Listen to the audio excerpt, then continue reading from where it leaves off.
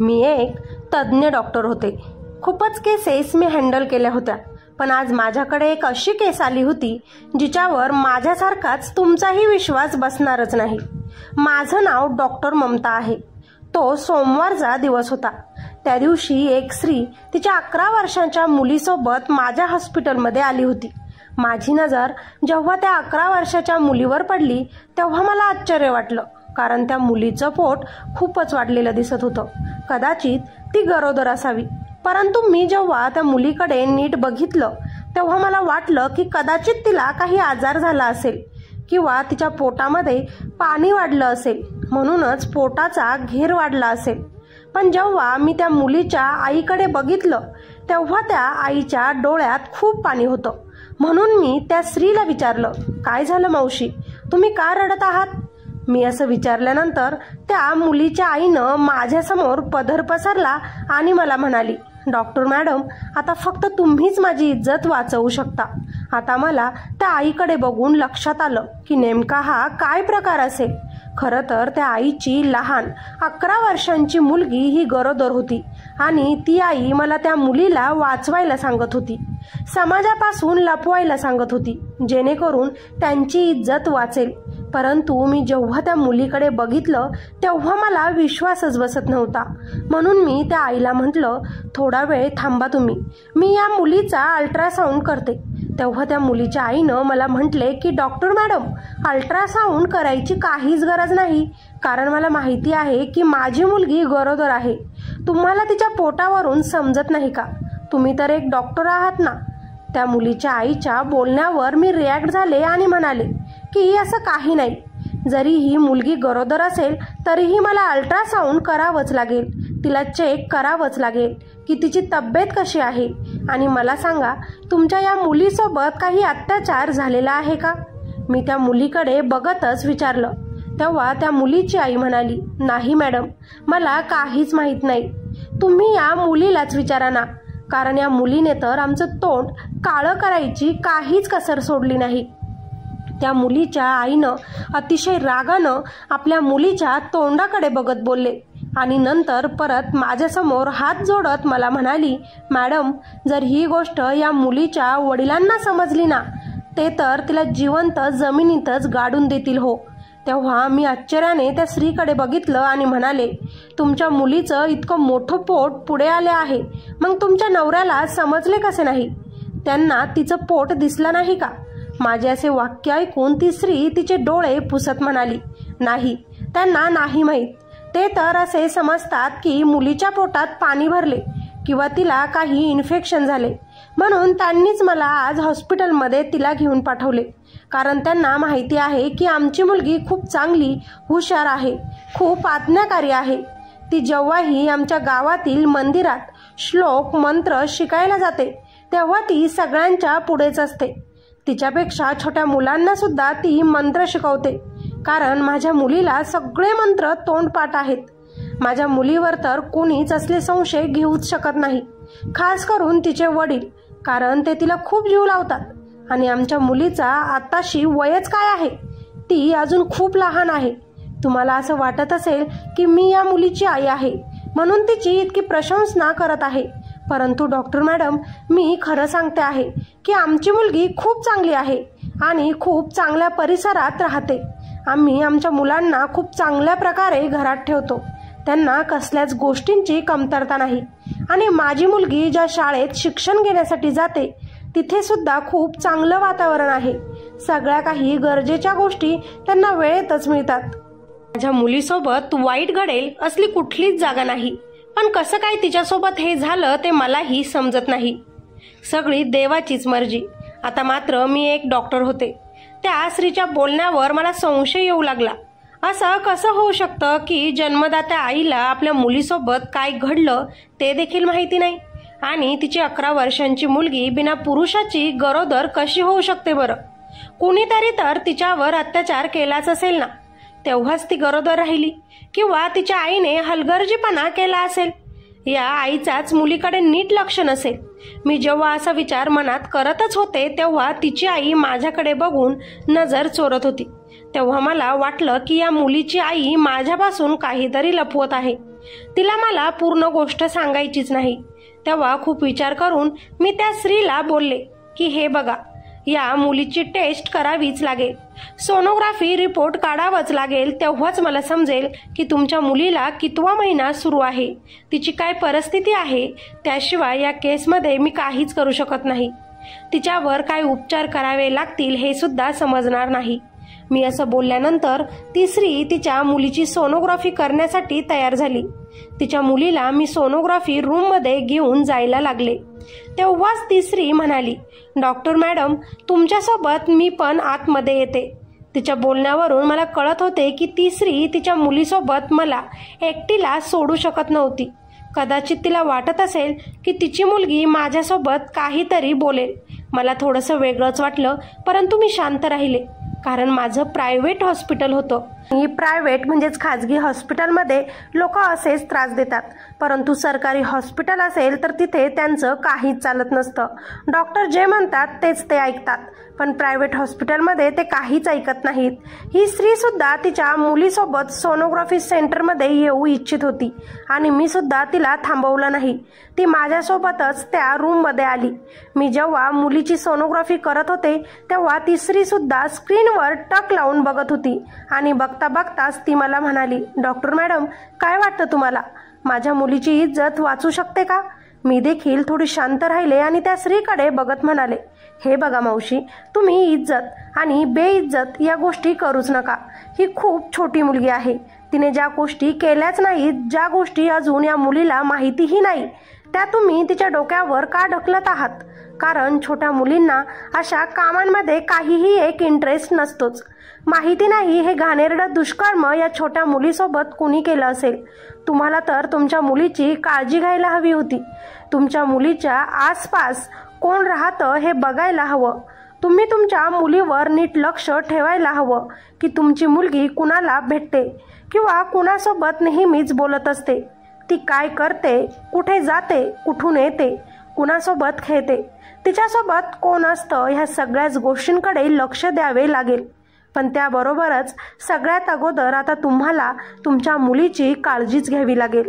मी आता तर काही बोलूच शकत नाही, परंतु सोनोग्राफी रिपोर्ट आल्यानंतर मी तुम्हाला तुमच्या मुलीसोबत काय झालं हे नक्कीच सांगेल. मी त्या स्त्रीला एवढंच सांगितलं. खरं तर सोनोग्राफी टेस्ट स्क्रीनवर बघूनच मला सगळं काही समजून चुकलं होतं, कारण अल्ट्रासाऊंड बघून सांगणं माझ्यासाठी खूप अवघड नव्हतं. पण तरीसुद्धा अर्धा तास मी विचार करायला घेतला. या 11 वर्षाच्या मुलीच्या आईला मी कसं सांगू, काय सांगू, कारण कोणतीच आई आपल्या मुलीला या अवस्थेत बघूच शकत नाही. ही सत्यता ऐकून ती स्त्री आपल्या मुलीला इथेच नको मारायला सुरू करो. खूप विचार करून मी त्या मुलीच्या आईला माझ्या कॅबिनमध्ये बोलवलं आणि त्यांना म्हटलं, हे बघा मावशी, तुमच्या मुलीची प्रकृती खूपच नाजूक आहे. तिची आता अशी अवस्था आहे की त्यात तिचा जीवही जाऊ शकतो. त्यामुळेच तुम्हाला आता तिची खूप जास्त काळजी घ्यावीच लागेल, कारण तुम्ही जेव्हा तिची काळजी घ्याल, तिला जीव लावाल, तेव्हाच तिचं जगणं या समाजात सोपं होईल. तसेही तुम्ही तुमच्या मुलीची आई आहात. तुम्ही थोडंच तिच्यासोबत वाईट वागाल. तुमची मुलगी गरोदर आहे आणि मुलीची गर्भधारणा होऊन 8 महिने होऊन गेलेत. अशात मी जर गर्भ पाडण्याच्या तुमच्या मुलीला गोळ्या दिल्या तर तिच्याही जीवाला धोका होईल. आयुष्यभर तिला या गोष्टींसोबत लढावं लागेल. त्यामुळे आपण तिच्या पोटातील बाळांना मारू शकत नाही. तुम्ही आता असं करा की तुमच्या मुलीला घरी घेऊन जा आणि तिची काळजी घ्या. बाळांना जन्म घेऊ द्या. गैरकाम करणं चांगलं नाही आणि केलंही असतं तरी तुमच्या मुलीचं वय खूपच कमी आहे. तिचा यात जीवही जाऊ शकतो. त्यामुळे तुम्ही तिला घेऊन घरी जा आणि जे गोळ्या औषधं लिहून दिले ते तिला वेळेवर द्या आणि तिची काळजी घ्या. मी खरं सगळं काही त्या स्त्रीला सांगितलं, परंतु माझे बोलणे ऐकून ती स्त्री खूप रडू लागली आणि मला म्हणाली, डॉक्टर मॅडम, तुम्ही जे काही म्हणत आहात ते अजिबात शक्य नाही. मी माझ्या मुलीला जर अशा अवस्थेत घरी घेऊन गेले आणि तिच्या वडिलांना, आमच्या पूर्ण दुसऱ्या कुटुंबाला हे सगळं समजलं तर बाळ जन्माला येण्या अगोदरच माझ्या मुलीला जमिनीत जिवंतपणे गाडतील ते.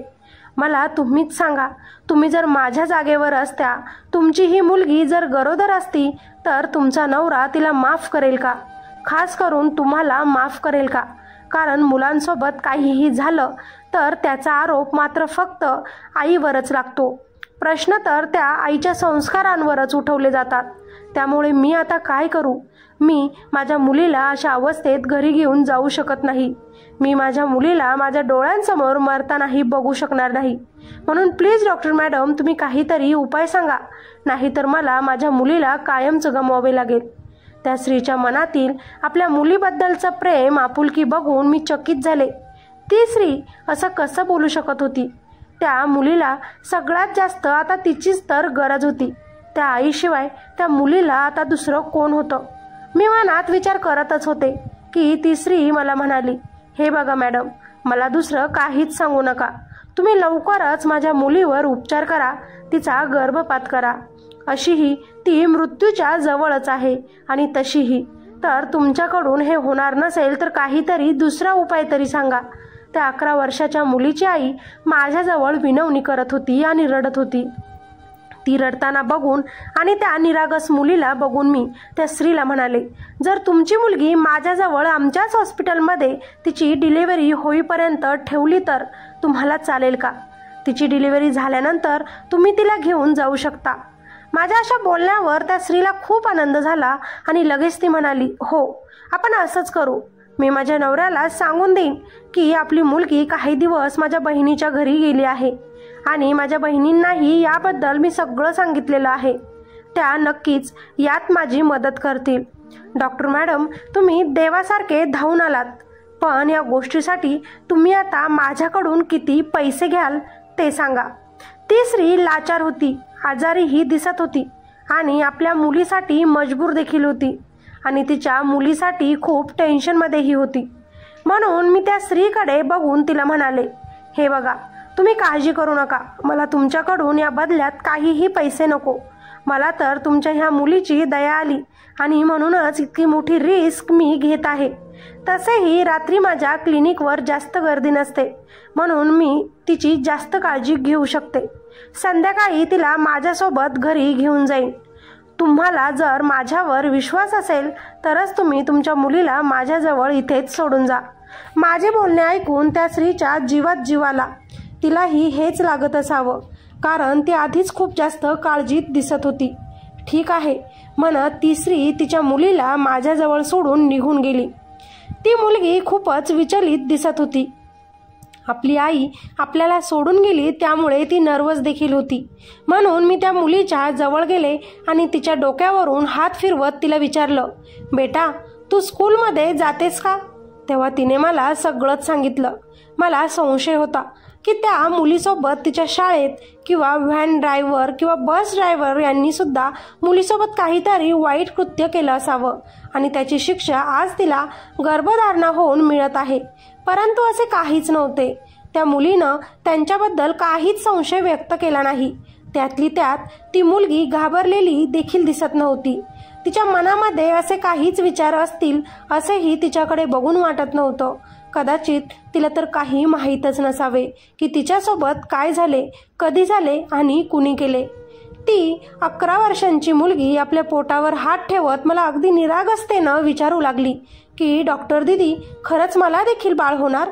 मी सुद्धा इतक्या लहानपणीच आई होणार? मी त्या मुलीला म्हटलं की हो बेटा, तू आई तर बनणार आहेस, पण त्याच्यासाठी तुला खूप गोष्टींचा सामनाही करावा लागणार आहे. त्यामुळे सगळ्यात अगोदर तू तुझीच काळजी घे. इकडे तिकडे फिरणं, बागडणं बंद कर आणि आठवण्याचा प्रयत्न कर की कधी तुझ्यासोबत कुणी वाईट गैरवर्तन केलं आहे का, किंवा कुणी तुला वाईट नजरेनं बघितलं किंवा वाईट स्पर्श केला आहे का. ती मुलगी नासमज होती, म्हणून तिने मानेनेच मला होकार देत म्हटलं, दीदी, माझ्यासोबत असे काहीच घडले नाही. मला काहीही एक आठवतही नाही. त्या मुलीच्या बोलण्यावरून मलाही काहीच समजत नव्हते. दुसऱ्याच दिवशी हॉस्पिटलमध्ये परत त्याच मुलीची आई आली आणि मुलीसाठी काही खाण्याच्या वस्तू, कपडे वगैरे घेऊन आली. मी त्या वस्तू घेतल्या आणि हॉस्पिटलमध्येच ठेवल्या. त्या मुलीची आई मला म्हणाली की मी माझी मुलगी जोपर्यंत इथे आहे तोपर्यंत रोजच तिला भेटण्यासाठी येत राहील. तिची मुलगी देखील आपल्या आईची आठवण काढत असे, परंतु नंतर परत चिंतेतही पडत असे की आपल्यासोबत नेमकं हे काय घडत आहे, आपलं पोट इतकं पुढे का येत आहे, आपल्याला इतका त्रास का होत आहे. ती मुलगी आता माझ्यासोबतच हॉस्पिटलमध्ये राहत होती. तिचे दिवस देखील भरत आले होते. खरं तर मला टेन्शन देखील होतं की ह्या मुलीची केस जर मीडियापर्यंत गेली तर माझं हॉस्पिटल बंद नको पडायला. जर काही वाईट झालं असेल तिच्यासोबत तर काय करायचं. मी तर तिच्या आईला सहजतेनं सांगून दिलं होतं की तुम्ही काळजी करू नका, मी आहे.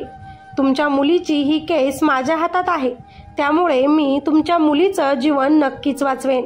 ती लहान आहे, या सगळ्या गोष्टींचा तिच्या येणाऱ्या आयुष्यावर काहीच परिणाम होणार नाही. तुम्ही देवाकडे प्रार्थना करा फक्त आणि माझ्यावर विश्वास ठेवा. असेच थोडे दिवस गेले. त्या मुलीने 2 जुळ्या मुलांना जन्म दिला, तेही खूप सुंदर आणि देखण्या. आजपर्यंत मी अशी केस कधीच बघितली नव्हती. तिचे जुळे मुलं तर ठीक होते, परंतु त्या मुलीची तब्येत खूपच गंभीर होती. आता मात्र ती मुलगी थोडी थोडी सुधारली होती. मी परत तिला तिच्यासोबत काही घडलेलं आहे का विचारण्याचा प्रयत्न केला, पण तिचे उत्तर तेच होते. पण हे जुळे मुलं मात्र तिनेच जन्माला घातले होते हे काही खोटे नव्हते. आता तिची आई त्या मुलीला घेऊन निघून गेली. तुमच्या मुलींना 2 मुलांना जन्म दिला आणि मी ते मुलं एका अशा कपलला देऊन टाकलेत ज्यांना कधीही मूल होऊ शकत नाही. परंतु ही गोष्ट आता कधीच कुणाला सांगू नका अशी रिक्वेस्ट त्या मुलीच्या आईनं मला केली. आता त्या मुलांची काळजी तुम्ही करू नका, ते खूप चांगल्या हातात आहे. त्या मुलीच्या आईने सुटकेचा श्वास सोडला आणि हजारो रुपये माझ्या हातात ठेवत माझे आभार व्यक्त केले. माझ्या पाया पडत मला म्हणाली की मी तुमचे हे उपकार कधीच विसरणार नाही. माझ्या हलाखीच्या परिस्थितीत तुम्हीच देवासारखी मला मदत केली. आता 3री मुलीला घेऊन निघून गेली. तिनं तिच्या नवऱ्याला सांगितलं होतं की मावशीच्या घरी मुलगी ठेवून आले आहे, परंतु तिच्या नवऱ्याला जास्त फरकच पडला नव्हता, कारण त्याच्याकडे मुलांना द्यायला जास्त वेळच नव्हता. आता ती मुलगी परत तिच्या घरी आनंदात राहत होती. मी देखील ही केस विसरण्याचा प्रयत्न केला, परंतु तरी देखील मला ती मुलगी सारखी डोळ्यांसमोर दिसत होती. मला सारखं वाटायचं की ती मुलगी माझ्यासोबत काहीतरी बोलण्याचा प्रयत्न करत होती, परंतु कोणत्या तरी गोष्टीला घाबरून ती मला काहीही सांगत नव्हती. जेव्हा ती मुलगी आणि तिची आई केबिनमधून निघून गेलेत तेव्हा माझी नर्स माझ्याजवळ येत मला म्हणाली, मॅडम तुम्हाला नाही वाटत का या मुलीच्या आईचं वागणं जरा वेगळंच आहे. खरं तर मलाही त्या मुलीच्या आईवरच संशय येत होता, पण मी ते सगळं काही तिथेच विसरून गेले, कारण मला फालतूचं टेन्शन घ्यायचंच नव्हतं. आणि आता तसंही सगळं काही ठीक आहे म्हणून विसरून जाण्याचा प्रयत्न सुरूच केला होता. माझ्या तर ध्यानीमनीही नव्हते की त्या मुलीला परत एकदा माझ्याकडे यावं लागेल आणि परत एकदा मला तिचा चेकअप करावा लागेल. खरं तर आता मला असे वाटत होते की ती आई आपल्या मुलीसोबत जे काही घडले आहे त्याच्यानंतर आपल्या मुलीची खूप काळजी घेईल, तिला एकटं सोडणार नाही. त्या मुलीच्या प्रत्येक गोष्टींवर ती आई नजर ठेवेल. खरं तर मी तेव्हा हाच विचार करायची की ही माझ्या आयुष्यातील ही शेवटचीच आणि पहिलीच केस होती. परंतु परत तेच झालं जो कधी मी विचारही केला नव्हता. फक्त 7-8च महिने होऊन गेले होते की तेव्हाच ती मुलगी परत एकदा माझ्या हॉस्पिटलमध्ये हजर झाली. ह्याही वेळी तिची आईच तिच्यासोबत होती आणि त्या मुलीनं एक मोठी ओढणी आपल्या डोक्याभोवती छातीभोवती गुंडाळलेली होती. आता त्या मुलीला थोडीशी छाती देखील दिसायला लागली होती. अंगाचा घेर देखील तिचा वाढला होता. तिच्याकडे बघून नक्कीच वाटत होतं की तिच्या आयुष्यात कोणीतरी आहे. खरं तर मी परत मनात विचार केला की ह्यावेळी दुसरे काहीतरी गोष्ट असेल म्हणूनच हे माझ्याकडे आले असेल. मी त्यांना विचारलं की काय झालं मावशी, सगळं ठीक आहे ना, का आला आहात. तेव्हा त्या मुलीची आई म्हणाली, डॉक्टर मॅडम पहिल्यासारखाच प्रॉब्लेम झालाय. बोलत ती आई रडू लागली. काय प्रॉब्लेम, प्रश्नार्थक नजरेनं मी तिला विचारलं. माझी मुलगी अगदी गरोदर असल्यासारखंच वागते आहे, तिला उलट्या देखील होत आहेत. मला लगेचच समजलं की काहीतरी गडबड आहे.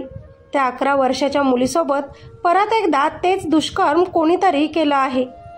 माझा तर या गोष्टींवर विश्वासच बसत नव्हता की इतक्या छोट्याशा निरागस मुलीसोबत हे असं कोण करत असेल.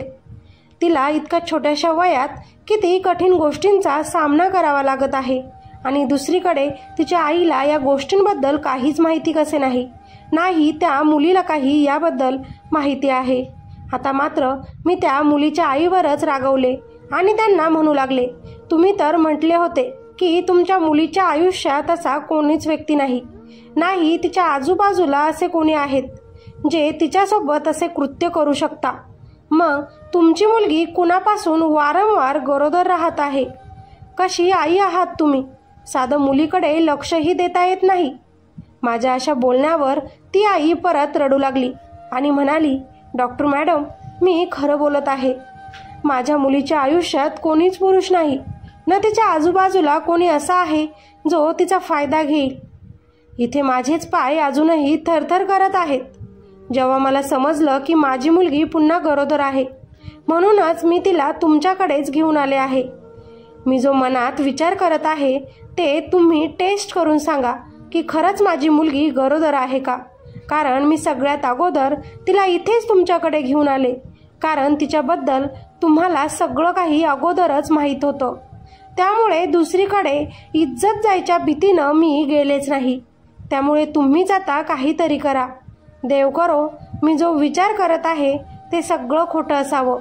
माझी मुलगी गरोदर नसावी, आणि जर असेल तर मी जिवंतपणे परत मरेल, कारण आता सारखं मी माझ्या मुलीच्या बापापासून या गोष्टी लपवू शकत नाही। आता मात्र माझ्या आयुष्यात खूप मोठं वादळ येणार आहे आणि त्याने माझं आयुष्य पूर्ण बर्बाद होणार। त्या आईची चिंता बघून मी तिला म्हणाले, तुम्ही शांत व्हा, अगोदर मला तुमच्या मुलीची टेस्ट करू द्या। जोपर्यंत रिपोर्ट येत नाही तोपर्यंत काहीही एक अंदाज घेऊ नका। पण मी जेव्हा तिला अल्ट्रासाऊंडच्या रूममध्ये घेऊन गेले तेव्हा अल्ट्रासाऊंडच्या स्क्रीनवर माझी नजर पडताच माझ्या तर पायाखालची जमीनच सरकली। माझे डोळे तर मोठेच राहिले। मी तर असा विचारही करू शकत नव्हते की परत या मुलीसोबत या गोष्टीची दुसऱ्यांदी पुनरावृत्ती होईल। आता मात्र मी त्या मुलीच्या आईला सगळं खरं सांगून दिलं की तुमची मुलगी गरोदर आहे। तिची आई रडू लागली आणि मला म्हणाली, डॉक्टर मॅडम, तुम्ही विचार करत असाल की मी अशी कशी आई आहे जी आपल्या मुलीसोबत इतकं सारं घडत असूनही तिच्याकडे लक्ष देत नाही, तिला तिच्याबद्दल काहीही एक माहीत नाही। पण देवाशपथ सांगते, मला याबद्दल काहीच माहीत नाही। माझं पूर्ण लक्ष माझ्या मुलीवरच असतं, पण हे कधी घडतं, कोण करतं हे काहीच माहीत नाही। आता आम्ही काय करू काहीच समजेना। तेव्हा मी त्या मुलीच्या आईला म्हटले की टेन्शन घेऊ नका, पहिल्यासारखी वेळ येणार नाही। मी तुम्हाला काही गोळ्या लिहून देते, त्यांनीच सगळं काही ठीक होईल। परंतु मावशी, मला आता एकच सांगायचं आहे, परत अशा घटना वारंवार घडत राहिल्या, आपल्याला तुमच्या मुलीला गोळ्या देऊन तिचा गर्भपात करत राहावा लागला तर तिच्या आयुष्यात पुढे जाऊन तिला खूप मोठ्या समस्यांचा सामना करावा लागू शकतो। तिच्या जीवाला सुद्धा यात खूप मोठा धोका आहे, कारण मुलीचं वय अजून काहीच नाही। तुम्हाला देखील माहिती आहे की तिची तब्येत आता कशी आहे। एक तर तिचं वय कमी, त्यात परिस्थिती खूप नाजूक, त्यामुळे तुम्हाला तुमच्या मुलीची खूप जास्त काळजी घ्यावी लागेल। यावर तिची आई म्हणाली, ठीक आहे डॉक्टर मॅडम, तुम्ही गोळ्या लिहून द्या, मी माझ्या मुलीची काळजी घेईन, पण माझ्यावर विश्वास ठेवा। मला नाही माहिती की माझ्या मुलीसोबत हे कोण करतं। तेव्हा मी तिला म्हणाले, खरं तर मी तुमच्या मुलीसोबत या विषयावर बोलले की तिला कोणी त्रास देत आहे का, पण तुमची मुलगी मला म्हणाली की तिच्या आयुष्यात असं कोणीही व्यक्ती नाही जो तिला त्रास देतो। सगळे तिच्यासोबत प्रेमानेच वागतात, पण जे काही होतं ते अचानकच होतं। माझ्यासोबत असं कसं होतं मला माहीत नाही। आता ही घटना होऊन 2-3 महिने झाले असेल की परत एकदा तीच गोष्ट घडली। परत एकदा ती स्त्री तिच्या मुलीला घेऊन आमच्या हॉस्पिटलमध्ये आली, परंतु आता मात्र माझ्या तळपायाची आग मस्तकाला गेली होती। मला त्या स्त्रीचाच खूप राग येत होता। वाटत होतं की हे जाणून बुजून असे करत आहेत, कारण असं तर होऊच शकत नाही की एखादी मुलगी गरोदर राहील आणि न तिला माहिती न तिच्या आईला याबद्दल काही माहिती असेल। यावेळी मी काहीच न बोलता, अल्ट्रासाऊंड सुद्धा न करता काही गोळ्या लिहून त्या स्त्रीच्या हातात तो कागद दिला। पण त्या मुलीची आई आजही खूपच टेन्शनमध्ये दिसत होती। डोळ्यांतून तिच्या पाणी येत होतं आणि अंगाचंही थरथर कापरही होत होतं. ती स्त्री म्हणत होती की आता मी कुठे जायचं पुन्हा डॉक्टर मॅडम. परतही माझ्या मुलीवर असेच प्रसंग ओढून आले तर मी काय करायचं इथून पुढे. मात्र आज मला तिची कीव आली नाही. मी त्या स्त्रीला म्हणाले, मावशी तुम्ही दिसतात तशा साध्या नाहीत, कारण आजच्या जमान्यात असं कोणीच राहू शकत नाही. खरं तर मला असं वाटत आहे की तुमच्या मुलीसोबत जे काही घडत आहे ते तुमच्या स्वतःच्या घरातच घडत असेल. बहुतेक तुम्ही दुसरं लग्न केलं असेल. या मुलीसोबत जे काही घडत आहे तो तिचा सावत्र बापच करत असेल किंवा अजून काही दुसरे ओळखीतल्याच व्यक्ती तिच्यासोबत हे करत असेल जे तुम्ही माझ्यापासून लपवत आहात. आता तर मी काहीच करू शकत नाही. फक्त एकच सांगेन की तुमच्या मुलीची काळजी तुम्ही स्वतः घ्या. 24 तास तिला आपल्या डोळ्यांसमोरच ठेवा. जर असं केलं तेव्हाच अशा गोष्टी परत घडणार नाही. तेव्हा त्या मुलीच्या आईनं मला सांगितलं, डॉक्टर मॅडम माझ्यावर विश्वास ठेवा. मी 24 तास माझ्या मुलीला डोळ्यांसमोरच ठेवते. मी फक्त तिला शेजारीच असणाऱ्या मंदिरात मंत्र श्लोक शिकवण्यासाठी पाठवते आणि एका शाळेत पाठवते. बाकी माझी मुलगी माझ्या डोळ्यांसमोरच असते आणि मी खूप मनापासून तिची काळजी करते. आमचं बोलणं चालूच होतं की माझ्या कॅबिनमध्ये अजून एक पेशंट आलं. या मुलीच्याच वयाची एक मुलगी आपल्या आईसोबत माझ्या हॉस्पिटलमध्ये आली होती. त्या मुलीची आई माझ्याजवळ येत मला म्हणाली की डॉक्टर मॅडम मला तुमच्याशी खूप अर्जंट बोलायचं आहे. मी सगळ्यांसमोर बोलू शकत नाही. मी बघितलं की त्या स्त्रीसोबत देखील एक लहान मुलगी होती. ही देखील आई माझ्याकडे विनवणीच करत होती. त्या मुलीकडे बघून मला पहिल्याच मुलीची आठवण झाली जिची मी इतकी रिस्की डिलिव्हरी केली होती आणि तिला जुळे मुलंही झाले होते. मी आता माझ्यासमोर बसलेल्या त्या मावशींना आणि त्या मुलीला त्यांच्या घरी जाण्यास सांगितलं आणि त्या दुसऱ्या स्त्रीला तिच्या मुलीसोबत आतमध्ये बोलवलं, कारण ते पहिल्यांदाच आज आमच्या हॉस्पिटलमध्ये आले होते. मी त्या मुलीचा चेकअप करायला लागले. तिला सुद्धा खूप पोटाचा त्रास होत होता हे तिची आई मला म्हणत होती. माझी मुलगी रोजच पोटाच्या त्रासाने खूपच रडते. ती आई सांगत होती, माझ्या मुलीसोबत रोजच वेगवेगळ्या गोष्टी घडत आहेत. या गोष्टी फक्त लग्न झालेल्या स्त्रियांसोबतच घडू शकतात. मी त्या मुलीच्या चेहऱ्याकडे बघितलं आणि त्या क्षणीच मला समजलं की या मुलीसोबत सुद्धा पहिल्या मुलीसारखंच काहीतरी वाईट कृत्य घडलं असावं. मी त्या मुलीचे अल्ट्रासाऊंड केलं. त्या अल्ट्रासाऊंडचे रिपोर्ट बघून माझ्या पायाखालची जमीन परत एकदा सरकली, कारण ही मुलगी सुद्धा गरोदर होती. माझं सुद्धा डोकं ब्लँक झालं. मी सरळ सांगून दिलं की तुमची मुलगी गरोदर आहे. माझं बोलणं ऐकून ती आई स्वतःचं डोकं पकडून बसली आणि मला म्हणू लागली, हे कसं शक्य आहे? असं होऊच शकणार नाही. माझी मुलगी खूप चांगली आहे, छान आहे. कुणाच्या वाटेला ती जात नाही. ती असं काहीच करू शकणार नाही.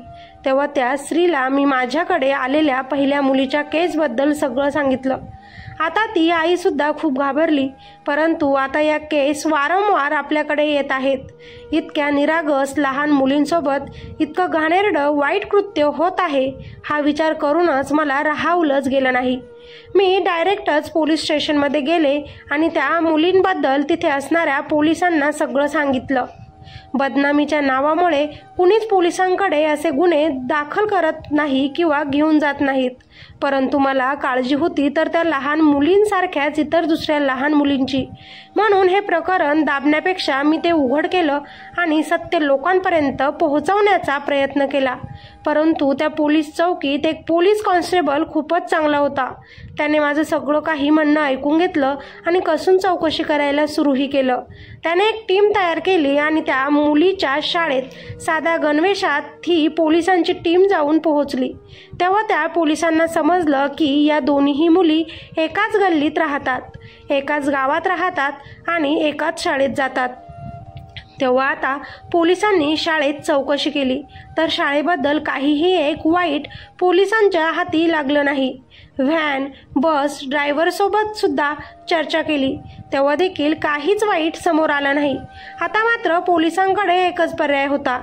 त्या मुली ज्या गल्लीत राहतात त्या लोकांची कसून चौकशी करणे. खरं तर आता गल्लीत पूर्ण चौकशी केल्यानंतर ज्या व्यक्तीचं नाव समोर आलं होतं ते सगळ्यांसमोर बोलून पोलिसांच्या जीवालाही धोका होता.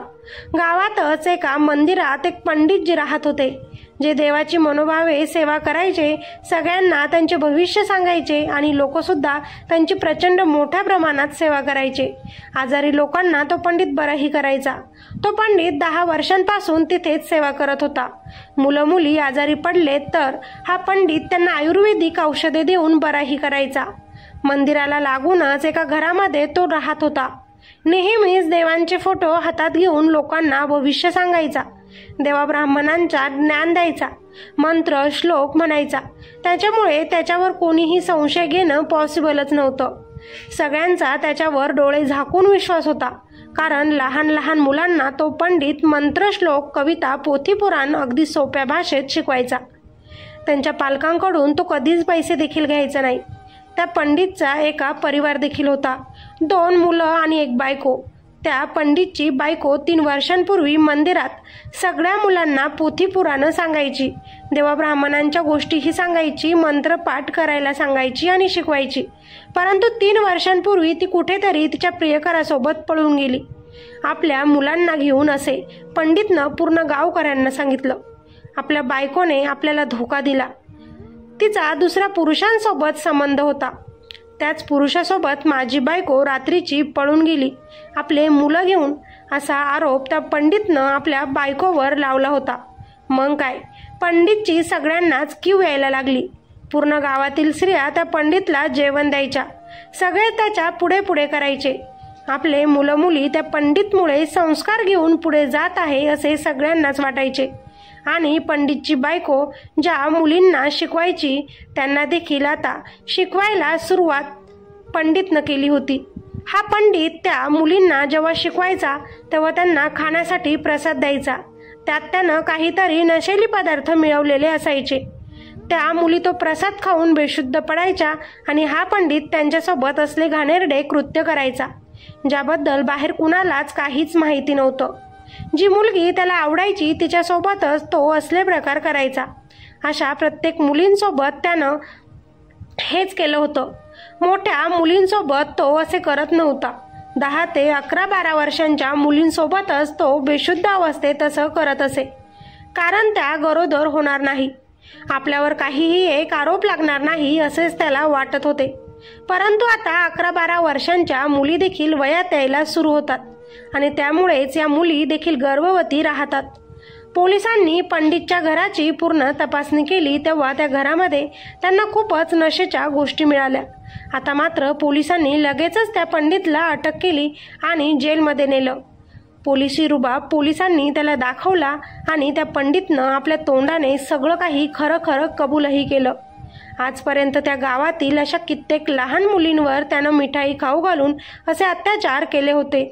त्या मासूम छोट्या मुलींना तर यामध्ये काहीही एक माहिती नव्हतं की त्यांच्यासोबत काय घडत आहे. त्यांचे आईवडील ज्या माणसाला देव समजत होते, ज्या माणसाची पूजा करत होते, तोच माणूस एक राक्षस निघाला होता. या देखील मुलींच्या आईनं त्या पंडितवर कधीच संशय व्यक्त केला नव्हता. म्हणूनच त्या मुलींसोबत तो असे वारंवार कृत्य करत होता. नंतर तर ही सुद्धा गोष्ट समोर आली की त्या पंडितची बायको ही खूप चांगली स्त्री होती. आपला नवरा काय करतोय हे जेव्हा तिच्या लक्षात आलं तेव्हा तिने याच्यावर आवाज उठवला. तेव्हा त्या पंडितनं चिडूनच तिला मारहाण केली आणि घराच्या बाहेर रागानेच काढून दिलं. तिचा आवाज पूर्णपणे बंद केला. खरं तर मित्रांनो, ही गोष्ट खूप जास्त शिकवून जाणारी आहे. आपल्या लहान मुलींची काळजी घेणं ही खूप काळाची गरज आहे. खरं तर आपण ज्या माणसांवर सगळ्यात जास्त डोळे झाकून विश्वास ठेवतो तेच माणसं आपला विश्वासघात करतात, आपलं नुकसान करतात, आपल्या लहान मुलींचा फायदा घेतात. आणि खरं तर आपल्या लहान मुलींबद्दल कधीच कुणावरच डोळे झाकून विश्वास ठेवू नये. आपल्या मुलींना कधीच कितीही जवळचा व्यक्ती असो तरीही एकटं त्यांच्याकडे पाठवू नये. आपल्या मुलींना नेहमीच आपल्या डोळ्यांसमोरच ठेवावे. अशा घाणेरड्या वाईट राक्षसांपासून देव आपली व आपल्या लहान मुलींची रक्षा करो, हीच देवाला प्रार्थना. जर तुम्हाला ही कथा आवडली असेल तर नक्कीच लाईक करा, कॉमेंट करून मला नक्कीच सांगा की आपलेच माणसं आपला विश्वासघात करतात किंवा नाही. तुमच्याही ओळखीतल्या व्यक्तींसोबत कधी काही असं घडलं आहे का? नक्कीच कॉमेंटमध्ये सांगा. आणि या चॅनलला सबस्क्राईब करायला अजिबात विसरू नका, जेणेकरून अशाच नवनवीन शिकायला काहीतरी मिळेल अशा कथा मी तुमच्यापर्यंत पोहोचवू शकेल. कारण जेव्हा तुम्ही लाईक, कॉमेंट्स आणि सबस्क्राईब करतात तेव्हा आम्हीसुद्धा तुमच्यापर्यंत लवकरात लवकर असे व्हिडिओ घेऊन येण्याचा प्रयत्न करतो. आमची मेहनत घेऊन एक कथा तुमच्यापर्यंत आम्ही सादर करतो.